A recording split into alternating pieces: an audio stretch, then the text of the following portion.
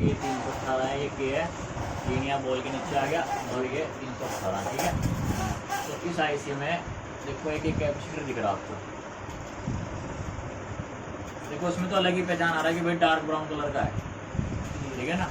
लेकिन किसी किसी में ज़रूरी नहीं है डार्क ब्राउन होगा, हो सकता है नॉर्मल जैसे ये लगे हुए और जैसे ये लगे हुए ना कैपेसिटर इधर लगे हुए, देखो ये लगे हुए यहाँ पे, एक तो ये है ये वाला और एक ये वाला है, हो सकता है इस तरह के वो लगे हुए। तो इसी आईसी से देखो ये दिख रही है आपको लाइन आ रही है आईसी से, दिख रही इस कैपेसिटर का एक हिस्सा, ये देखो ये जा रहा है सिद्ध करके यहाँ से, जी जी यहाँ बोल से आ रहा निकल गया ना। और देखो एक कैपेसिटर ये आ रहा है, ये भी आईसी के अंदर से आ रहा, एक ये आ रहा, देखो ये भी आईसी के अंदर से आ रहा। तो जो आईसी के अंदर से निकलने वाले लैग्स होंगे और उन लाइन पे कैपेसिटर लगा होगा, वो हटने नहीं चाहिए आपके फोन में, समझ गए, वरना साउंड में कुछ ना कुछ फॉल्ट आ जाएगा। इसके बाद ये तो हो गई मेन लाइन, यानी ये 2 फिल्टर कोयल होगी जो ये लगाई ना हमने, ये 2 फिल्टर कोयल हो गई। उसके बाद एक कैपेसिटर इन्होंने ग्राउंड किया, देखो 2 कैपेसिटर इन्होंने ग्राउंड किए, एक ये वाला ग्रीन लाइन पे, एक ये वाला, 2 कैपेसिटर इस लाइन पे जोड़े और इस साइड से ग्राउंड है। और यही लाइन इन्होंने एक कैपेसिटर, यानी कि 2 कैपेसिटर तो ये हो गए एक लाइन पे और एक ये हो गया पैरेलल वाला बीच में, जो दोनों जिसकी कैपेसिटर की दोनों साइड किससे जुड़ रही है, दोनों लाइन से जुड़ रही है। देखो इस येलो वाले से भी और ग्रीन वाले से, यानी प्लस से भी और माइनस से भी, ये वाला कैपेसिटर ये है ना ये वाला। तो अगर ये दोनों लाइनें आपस में शॉर्ट हो जाएं तो ये वाला कैपेसिटर चेक करना है जो इन दोनों लाइनों को आपस में जोड़ रहा है, यानी कि जो ये बीच में लगाया हमने यहाँ पर, क्लियर है ना। उसके बाद ये दोनों लाइनें कहाँ जाएंगी, आपका जहाँ पे रिंगर बजना है, मान लो ये तो आ गई इसके मेन कनेक्टर में, ठीक है। मेन कनेक्टर से इसमें फोल्डर लगेगा, फोल्डर से सप्लाई नीचे जाएगी रिंगर के पत्ते तक, चार्जिंग वाले पत्ते में। तो उसके बाद क्या है, आपने ये 2 लाइन चेक करनी है, इनको दोनों पे सेम जीआर वैल्यू आनी चाहिए। अगर एक पे 400 तो दूसरे पे भी 400, एक पे 500 तो दूसरे पे भी 500। अब इसके बाद एक लाइन ये देखो ऑडियो पीए कंट्रोल की, ये कहाँ से आ रही, देखो इस आईसी के अंदर है, एक बॉल में है, यानी कि जिस फ़ोन में भी आईसी लगेगी, मान लो इसमें कोई सर्किट आपके पास नहीं है, इसमें ये आईसी लगी हुई है, तो जिस फ़ोन में भी आईसी लगेगी उसके इसी बॉल पे, जहाँ पे इस बॉल पे आ रहा ना ये लाइन सीपीयू से आ रही, तो उसमें भी ये सीपीयू से ही आएगी। जिस भी फ़ोन में आईसी लगेगी उसमें ऑडियो कंट्रोल पे की लाइन इसी बॉल पे सीपीयू से आएगी। तो अगर आप आईसी हटा दोगे और सीपीयू लगा होगा तो इस पर रीडिंग आनी चाहिए। कई बार आता है आईसी वाईसी बदल दी, कंपोनेंट देख लिए नहीं चल रहा साउंड, तो हो सकता है ये पीए कंट्रोल वाली लाइन सीपीयू से ओपन हो, फिर आपको सीपीयू को रिकॉल करना पड़ेगा। या कहीं बाहर मिल गई सीपीयू के आसपास मिल गई किसी कंपोनेंट में, तो वहाँ से जंपर उठा लेना अगर वहाँ पे रीडिंग आ रही होगी, और रीडिंग नहीं आ रही हुई तो फिर सीपीयू उठाना पड़ेगा। हो सकता है बोर्ड पटका हुआ हो, लाइन ब्रेक हो गई अंदर। सीपीयू के किस नंबर की बॉल में जा रही देखो, वो लगा हुआ सीपीयू यहाँ,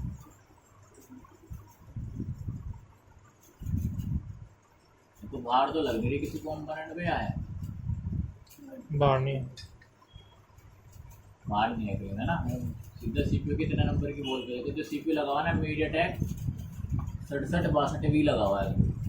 तो अगर मान लो आपके पास कोई फ़ोन ऐसा आ गया उसमें सीपीयू लगा हुआ है लेकिन उसका सर्किट नहीं है और आपको देखना है ऑडियो कंट्रोल की लाइन कहाँ से आ रही, तो आपको पता होना चाहिए ये सीपीयू 9A में भी लगा हुआ, 9A का सर्किट खोल लो और इसकी डायरेक्शन के हिसाब से जितने नंबर की बॉल पे यहाँ आ रही वहाँ पे भी उतने नंबर की बॉल पे आएगी, समझ गए।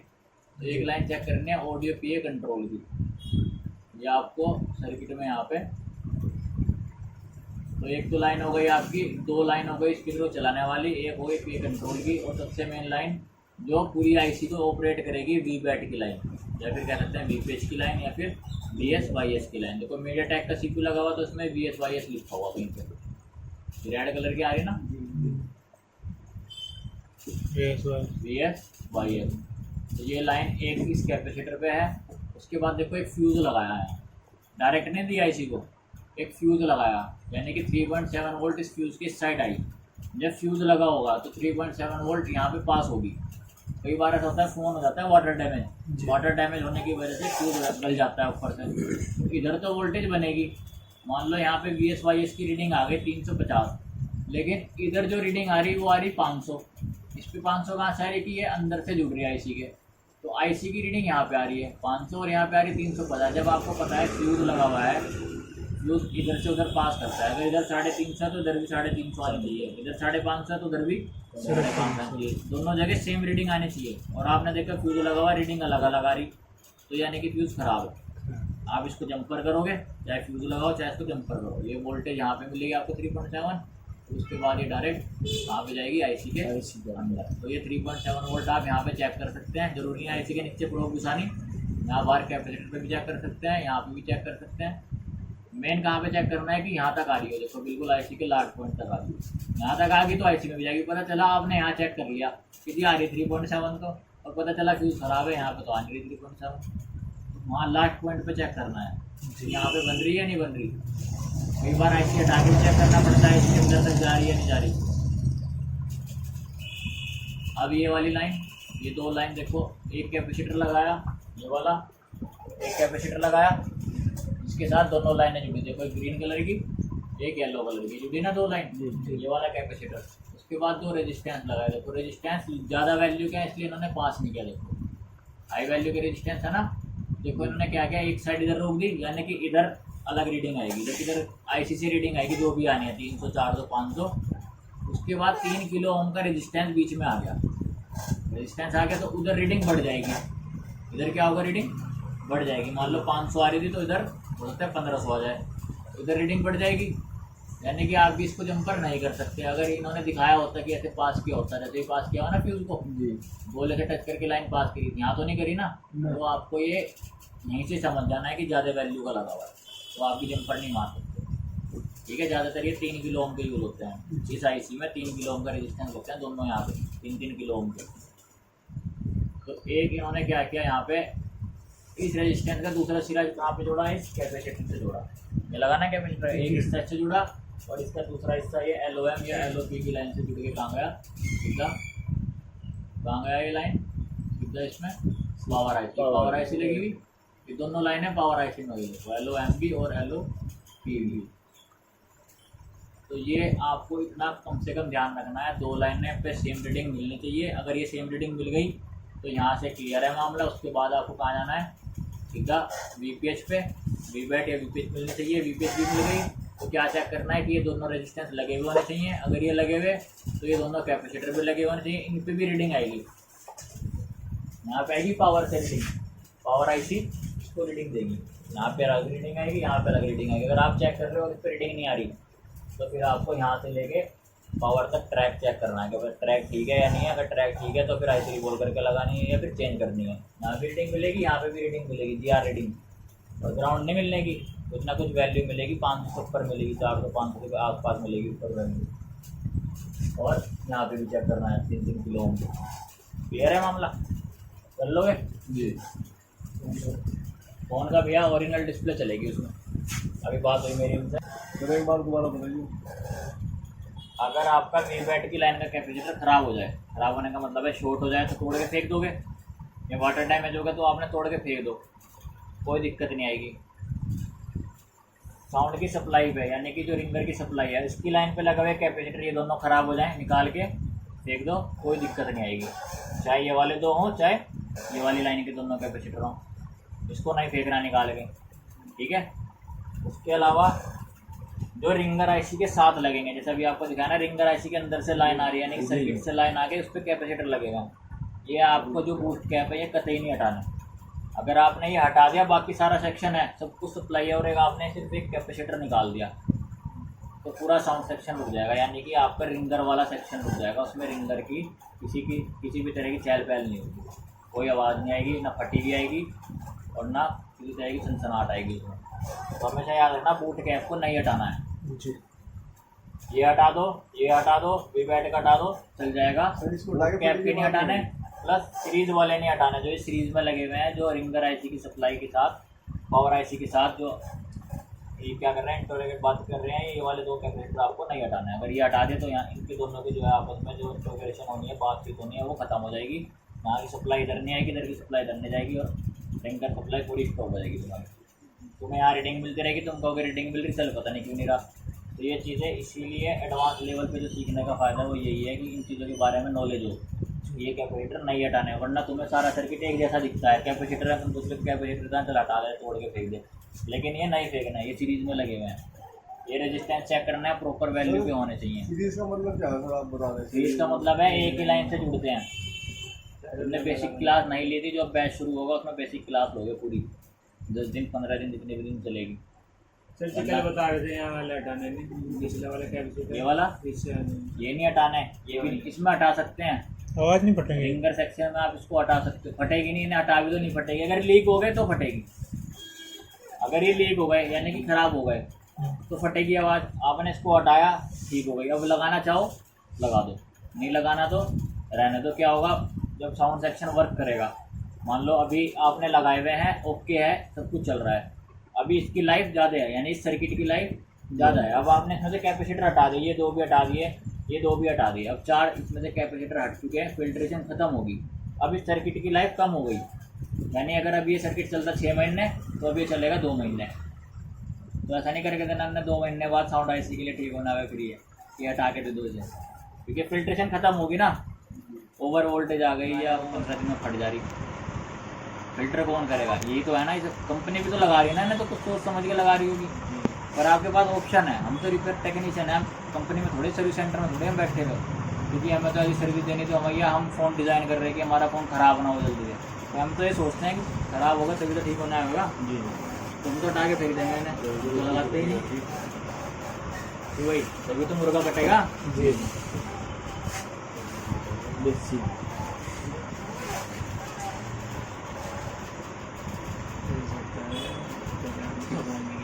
क्लियर है? जी और अगर इतना सब कुछ होने के बाद भी आवाज़ ना आए तो क्या करोगे? सारी सप्लाई चेक कर ली, सब कुछ आ रहा, सारे करंट आ रहे इसमें, सारी लाइनें आ रही, सब पे जीआर रीडिंग आ रही है, यानी कि सारी रीडिंग जो जीआर आनी चाहिए वो ओके आ रही है सब पे। ये भी ओके है, जीआर रीडिंग इसकी, जीआर रीडिंग ओके है, पावर आईसी से आने वाली जीआर रीडिंग ओके है, और सीपीयू से आने वाली रीडिंग भी ओके ओके है। अब भी नहीं चल रहा रिंगर। तो रिंगर खराब होगा फिर और क्या? रिंगर तो आप पहले चेक कर चुके ना, यहाँ पे बदल के देख चुके ना, यहाँ पे वापस कर दें। यहाँ तो तब आए ना जब रिंगर बदलने के बाद भी नहीं चला, जी तब आए ना यहाँ पे। अगर रिंगर बदल के चल जाता तो भाई यहाँ क्यों आते हैं? ये भी ओके है, यानी जीआर वैल्यू भी ओके, सारी जीआर वैल्यू ओके है, लेकिन रिंगर नहीं बज रहा है, तो आईसी खराब है। रिंगर आई भाई जरूरी नहीं है जीआर रीडिंग सब पे आ रही तो काम हो रहा है। आईसी का जो वर्क है, आईसी जो काम करना है, उसे साउंड बनानी है, वो भी तो बननी चाहिए ना, या आईसी भी तो काम बननी चाहिए। तो ये आपको चेंज करनी पड़ेगी, जैसे हमने कल नोट 4 में करा, उसकी आईसी ख़राब थी, बिल्कुल नहीं बज रहा था। एक आईसी लगाई, इतनी तेज बजा के कान फट गए, फटी हुई आवाज़ आई। दूसरी लगाई, उसे चेंज करके बिल्कुल नहीं बजा। फिर तीसरी लगाई, फिर जाके साउंड बढ़िया टका आई, ओरिजिनल साउंड जिसे कहते हैं वो आई। तो एक आईसी लगा के हिम्मत नहीं आने, एक आईसी लगा चल ही नहीं रहा। कई बार एक ही फ़ोन में 10-10 आईसी भी लगानी पड़ जाती हैं। मान लो नया लोट मंगाया, नई आईसी बहुत ज़्यादा ख़राब आती हैं, 10 में से कोई किस्मत से 1-2 चलती हैं, वरना नहीं चलती। हमने निकाल के बोर्ड में से निकाल के लगाई, तब डेड बोर्ड खरीद रखे हैं, तब जाके उसमें तीसरी आईसी चली।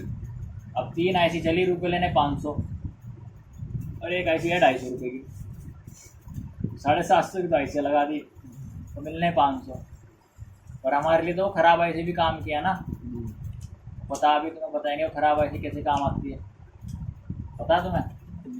अभी तो लग जाएगा, आपके लास्ट वाले दिन बताएंगे ख़राब आईसी कैसे। जब सर जब डैड फोन आए वो होता नहीं, चेंज करनी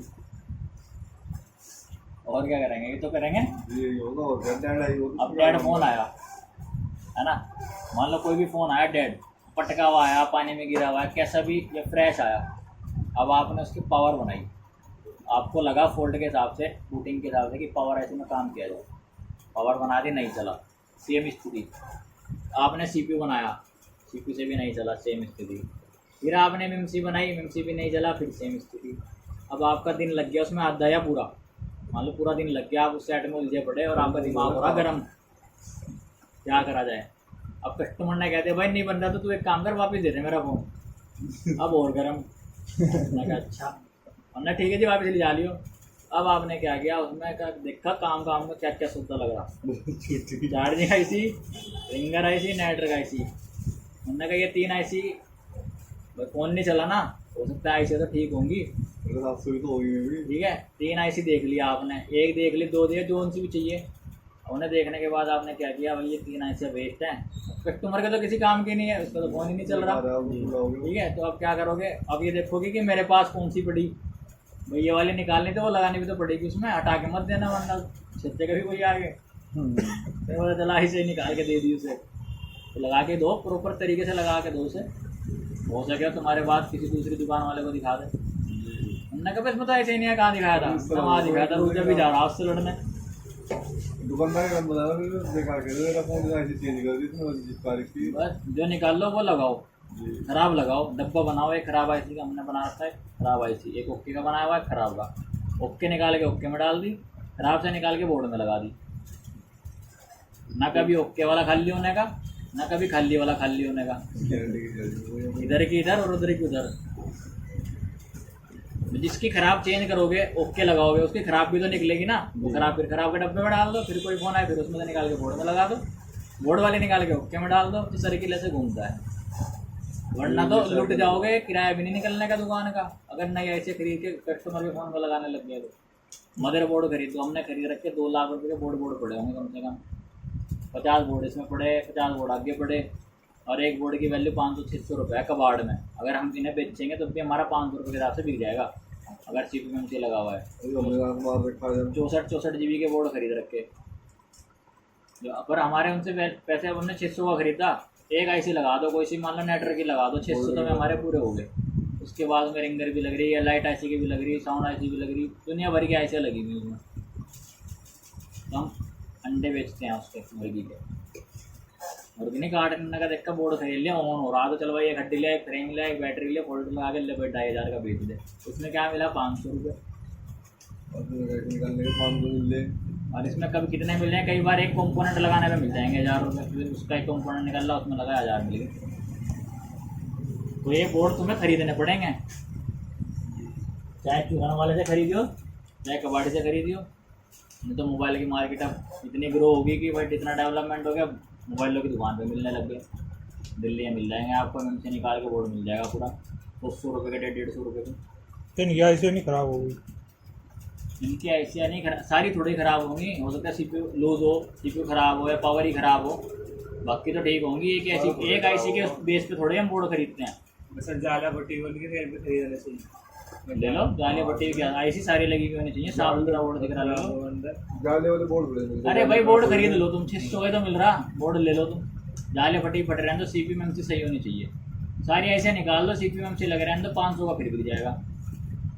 तो कैसे पता लगेगा CPMC ठीक है? अरे बाहर से देखना है, बाहर से टूटा हुआ ना हो, स्क्रैच ना लगाओ, अगर टूट गया स्क्रैच लगाओ तो फिर वो किसी कोई वैल्यू नहीं मिलने की आपको, यानी आप रीसेल करना चाहोगे तो कुछ नहीं मिलने का। स्क्रैच लगी हुई ऐसी और टूटी हुई ऐसी अगर आप लोगे CPMC तो वो स्क्रैप वाले नहीं खरीदते, तो तुरंत उसे रिजेक्ट कर देते हैं। अब इस पर स्क्रैच लगा हुआ है, स्क्रैच भी अगर लगे उन्हें दिख गया स्क्रैच लगा हुआ। अगर तुमने देखा हो तो कबाड़ी आता है ना फोन पे, वो बोर्ड बेचने वो क्या करते हैं, उस पर टेप मार के लाते हैं, मोटी मोटी डबल टेप CPMC के ऊपर, ताकि उस पर स्क्रैच वगैरह ना लगे, टूटते ना हो। यहाँ से ना हुआ तो RRC कौन सी ऐसी, पहले रिंगर, पहले नहीं बदलनी पावर, रिंगर आईसी को, इससे ना हुआ तो पावर आईसी को, और इससे ना हुआ तो CPU, और यहाँ से भी ओके ना हुआ तो, यहाँ से भी ओके नहीं हुआ तो RWR वापिस सारे से निकाल के तो जिंदा देना उसे, मारेगा भी, हमारी तो नहीं आ रही तो सही। फोन तो चल रहा था, नेटवर्क तो आ रहे हैं, नेटवर्क ऐसी तार भी हेडफोन कनेक्टर के बारे में बताएं सर, के बाद में कौन सा हेडफोन कनेक्टर, हेडफोन लगने के बाद अगर फटा नोट बना के लिख लेना है, बताऊँ मैं इसे, फोटो खींच लो ऊपर नोट। अगर फोन एम्पलीफायर पर लगाने के बाद साउंड में कोई प्रॉब्लम आए तो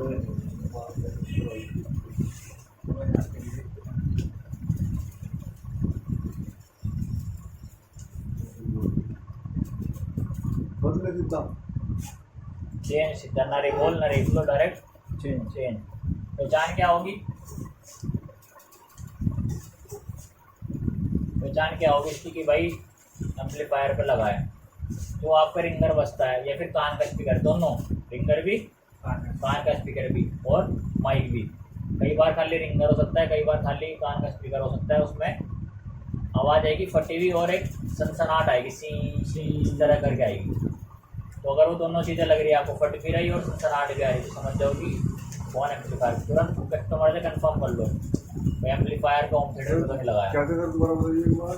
फटी हुई आवाज़ आएगी और साथ में सी सी की सी करके ऐसे वॉल्यूम आएगी आपको, जो कान में लगाओगे ना कंटिन्यू आवाज़ आएगी सी, और साथ में फटी हुई जो भी आप बजाओगे उसकी रिंगटोन आएगी। रेडियो बजा चाहे बात करोगे कान में तो फटी हुई आवाज़ आएगी और सनसनाहट की आवाज़ आएगी। तो छोटे फोन में रहे तो सी की आवाज़ बहुत ज़्यादा। उसकी बदल तो पावर है।